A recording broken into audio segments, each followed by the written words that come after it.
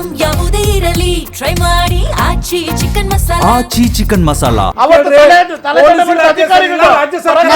ನಾಗೇಶ್ ಅವರೇ, ಆರೋಪಿಗೆ ಶಿಕ್ಷೆ ಆಗಿದೆ. ಆರೋಪಿಗೆ ಶಿಕ್ಷೆಯೇ ಆಗಿದೆ. ಇನ್ನ ನೂರಾರು ಹೆಣ್ಣು ಮಕ್ಕಳುಗಳು ಮನೆಯಲ್ಲಿ ದೂರು ಕೊಡಿದ್ರೆ ಅವ್ರ ಪರವಾಗಿ ಪೊಲೀಸ್ ಇಲಾಖೆ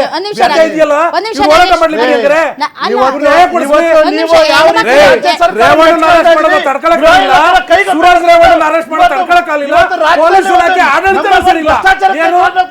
ಒಂದು ಕಡೆಗೆ ಪ್ರಜ್ವಲ್ ರೇವಣ್ಣ ಅರೆಸ್ಟ್, ಇನ್ನೊಂದು ಕಡೆಗೆ ಹೆಣ್ಣು ಮಕ್ಕಳಿಗೆ ಅವಮಾನ ಮಾಡ್ತಾ ಇದ್ದಾರಲ್ಲ ಸೂರಜ್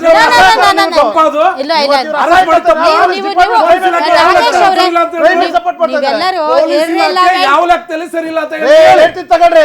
ಮೊನ್ನೆ ನೋಡಿದ್ರೆ ಉತ್ತರ ಕರ್ನಾಟಕದಲ್ಲಿ ಪೊಲೀಸರು ಮನೆ ತೋರಿಸ್ತಾರೆ ಕಳ್ತನ ಮಾಡಿ ಅಂತ ಗೃಹ ಇಲಾಖೆ ಕನ್ವೆನ್ಷನ್ ಕೂತಿದ್ಯಾ? ಯಾವ ಪೊಲೀಸ್ ಇಲಾಖೆ ಕಳ್ತದ್ರಿ? ಪೊಲೀಸ್ ಸ್ಟೇಷನ್ ರೇವಣ್ಣ ಕುಟುಂಬನ ಅರೆಸ್ಟ್ ಮಾಡೋದು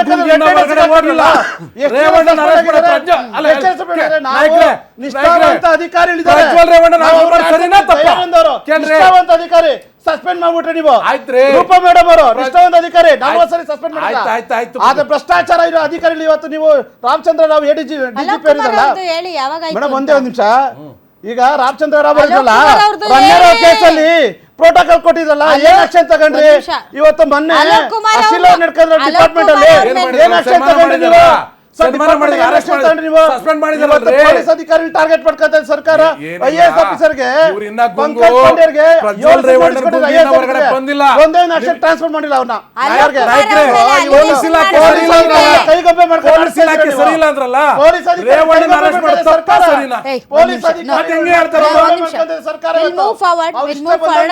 ಇದು ನಿಮ್ ಪಾರ್ಟಿಗಳ ನಡುವಿಂದ ಅಲ್ಲ. ಇದು ದಯವಿಟ್ಟು ಪಾಲಿಟಿಕ್ಸ್ ನ ಬಿಡಿ.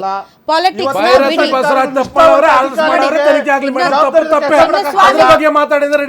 ಇಲ್ಲೋಡಿ, ಒಂದು ಮಹತ್ವದ ನಿರ್ಧಾರ ಕ್ಯಾಬಿನೆಟ್ ನಲ್ಲಿ ಹೊರಬಂದಿದೆ. ಚಿನ್ನಸ್ವಾಮಿ ಸ್ಟೇಡಿಯಂನಲ್ಲಿ ಪಂದ್ಯಗಳಿಗೆ ಅವಕಾಶ ನೀಡೋದಕ್ಕೆ ಕ್ಯಾಬಿನೆಟ್ ನಿರ್ಧಾರ ಮಾಡಿದೆ. ಇದು ಒಂದು ದೊಡ್ಡ ಸುದ್ದಿನೇ. ಅಲ್ಲೂ ಕೂಡ ಗೃಹ ಇಲಾಖೆಯ ಫೇಲಿಯರ್ ಬಂದಿತ್ತು.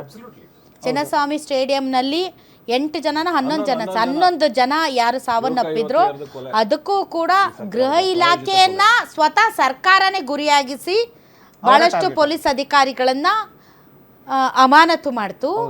ಆ್ಯಂಡ್ ಒಂದು ಕಮಿಟಿ ರಚನೆ ಮಾಡ್ತು. ಅವ್ರ ಕಮಿಟಿ ರಚನೆ ಮಾಡ್ತು. ಮತ್ತು ಈ ವಿಚಾರಕ್ಕೆ ಸಂಬಂಧಪಟ್ಟಂತೆ ಇವತ್ತು ಕ್ಯಾಬಿನೆಟ್ ಮೀಟಿಂಗ್ ಇತ್ತು.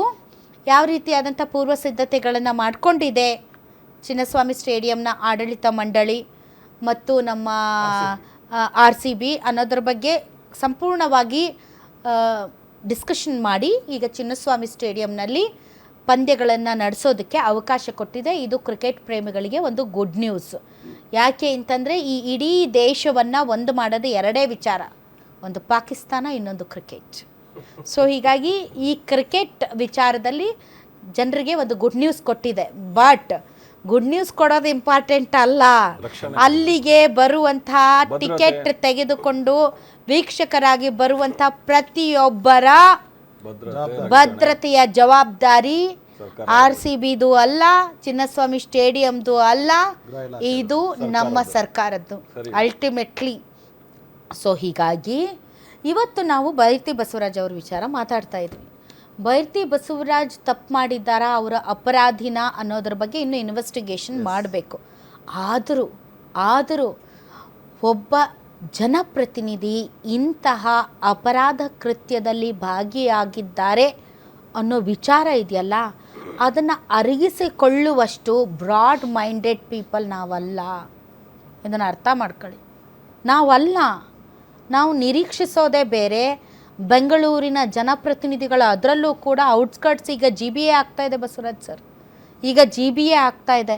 ಇದೊಂದು ಪಾಠ ಪ್ರತಿಯೊಬ್ಬರಿಗೂ, ಇದೊಂದು ಪಾಠ. ರೌಡಿ ಪಡೆಗಳನ್ನು ಕಟ್ಕೊಂಡು ಭೂಮಿಯನ್ನು ಅಕ್ವೈರ್ ಮಾಡಿಕೊಂಡು ಎಷ್ಟು ಜನ ಒದ್ದಾಡ್ತಾ ಇದ್ದಾರೆ ಸರ್. ತಮ್ಮ ಜಮೀನಲ್ಲೇ ತಾವೇ ಮನೆ ಕಟ್ಕೊಳ್ಳೋಕ್ಕಾಗದೆ ಒದ್ದಾಡ್ತಾ ಇದ್ದಾರೆ. ಯಾಕೆಂದರೆ ಯಾವನೋ ಒಬ್ಬ ರೌಡಿ ಬಂದು ಬೇಲಿ ಕಟ್ಬಿಡ್ತಾನಲ್ಲಿ. ದುಡ್ಡು ಕೊಡು ಬೇಲಿ ತೆಗಿತೀನಿ ಅಂತಾನೆ ತುಂಬ ಕಷ್ಟಪಟ್ಟು ತಗೊಂಡಿರ್ತಾರೆ ಒಂದು ಜಮೀನನ್ನು. ಆ ಜಮೀನಲ್ಲಿ ಅವರೇ ಮನೆ ಕಟ್ಕೊಳ್ಳೋಕ್ಕಾಗಲ್ಲ. ಇವತ್ತು ಆಯ್ತು, ಈ ರೌಡಿಗೆ ದುಡ್ಡು ಕೊಟ್ಟು ಆ ಬೇಲಿ ತೆಗಿಸ್ತಾರೆ, ಇನ್ನೊಬ್ಬ ರೌಡಿ ಬರ್ತಾನೆ, ಅವನು ಹಾಕಿಬಿಡ್ತಾನಲ್ಲಿ. ಅದೊಂದು ಅಂಡರ್ಗ್ರೌಂಡ್ ಉದ್ಯಮನೇ ಅದು. ನೀವು ಈ GBA ಬಗ್ಗೆ ಮಾತಾಡಿದ್ರಲ್ಲ, ಮುಂಚೆ BMP ಇತ್ತು, BBMP ಆಯಿತು, ಈಗ GB ಆಗಿದೆ. ಯಾವಾಗ ಇದು ವಿಸ್ತಾರ ಆಗಿದೆಯಲ್ಲ, ಅನೇಕ ಸಾರಿ ನಾವು ರಾಜಕೀಯ ವಲಯಗಳಲ್ಲಿ ಕೇಳ್ತೇವೆ, ಈ ವಿಸ್ತರಣೆಯ ಮುಖ್ಯ ಉದ್ದೇಶವೇ ಮುಖ್ಯ ಸ್ಫೂರ್ತಿಯೇ ಪ್ರೇರಣೆ ರಿಯಲ್ ಎಸ್ಟೇಟೇ ಅಂತ. ಅಲ್ಲಿನ ಪ್ರಮುಖ ರಾಜಕಾರಣಿಗಳು ಎಲ್ಲ ಪಕ್ಷದಲ್ಲಿದ್ದಾರೆ, ಅವರವರ ಪಟಾಲಮ್ಮು ಅವರಿಗೆ ಅವರ ಜಮೀನು ಅವರ ಜಾಗಗಳಿಗೆ ಬೆಲೆ ಜಾಸ್ತಿ ಆಗಲಿ, ಇದೇ ಉದ್ದೇಶ ಅಂತ ಒಂದು ವಾದ ಕೂಡ ಇದೆ. ಮತ್ತು ಅದು ನಿಜ ಕೂಡ, ಅದು ನಿಜ ಸರ್, ಅದು ನಿಜ ಕೂಡ, ಅದು ನಿಜ ಕೂಡ. ಆದರೆ ನಾವು ಯೋಚನೆ ಮಾಡಬೇಕಾದ್ದು ಬಹುಶಃ ಎಲ್ಲ ರಾಜಕಾರಣಿ ಅಥವಾ ರಾಜಕೀಯ ಪಕ್ಷಗಳು ಯೋಚನೆ ಮಾಡಬೇಕು, ನಾವು ಎಲ್ಲಿಗೆ ಬಂದು ಬಿಟ್ಟಿದ್ದೇವೆ ಈಗ. ಏನೋ ಒಂದು ಲಕ್ಷ ಲಂಚ ತಗೊಂಡಿದ್ದಕ್ಕೆ ರಾಜೀನಾಮೆ ಕೊಟ್ಟವರಿದ್ದಾರೆ, ಆಪಾದನೆ ಬಂದಿದ್ದಕ್ಕೆ ಕರ್ನಾಟಕ ರಾಜಕೀಯ ಇತಿಹಾಸದಲ್ಲಿ. ಈಗ ಎಲ್ಲಿಗೆ ಬಂದಿದ್ದೀವಿ ಅಂದರೆ ನಮ್ಮ ವ್ಯವಸ್ಥೆ ಯಾಕೆ, ನಮ್ಮ ವ್ಯವಸ್ಥೆ ಒಬ್ಬ ಯಾರು ಪ್ರಜ್ವಲ್ ರೇವಣ್ಣನ ಹುಟ್ಟಿಸಿದೆ ಇಲ್ಲಿ, ಯಾಕೆ ಒಬ್ಬ ಮುನಿರತ್ನ ಹುಟ್ಟುತ್ತಾನೆ ಇಲ್ಲಿ, ಯಾಕೆ ಒಬ್ಬ ವಿನಯ್ ಕುಲಕರ್ಣಿ ಹುಡ್ತಾನೆ, ಯಾಕೆ ಬೇರೆ ಬಸವರಾಜ್ ಹುಡ್ತಾರೆ, ಯಾರು ಅಪರಾಧಿಗಳಾಗ ಆಗೋದಿಲ್ಲ. ಬಟ್ ಯಾಕೆ ಆ ವಾತಾವರಣ ಯಾಕೆ ಸೃಷ್ಟಿ ಮಾಡ್ಕೊಂಡಿದ್ದೀವಿ ರಾಜಕೀಯದಲ್ಲಿ? ನಾವು ಇಡೀ ಒಂದು ರಾಜಕೀಯ ಇದರಲ್ಲಿ ವಾತಾವರಣದಲ್ಲಿ ಯಾಕಂತ ವಾತಾವರಣ ಸೃಷ್ಟಿ ಆಗಿದೆ. ನೀವು ಆಗಲೇ ಹೇಳಿದಿರ ಅದನ್ನು, winnability at any cost. Winnability is good, but winnability at any cost, that is the problem.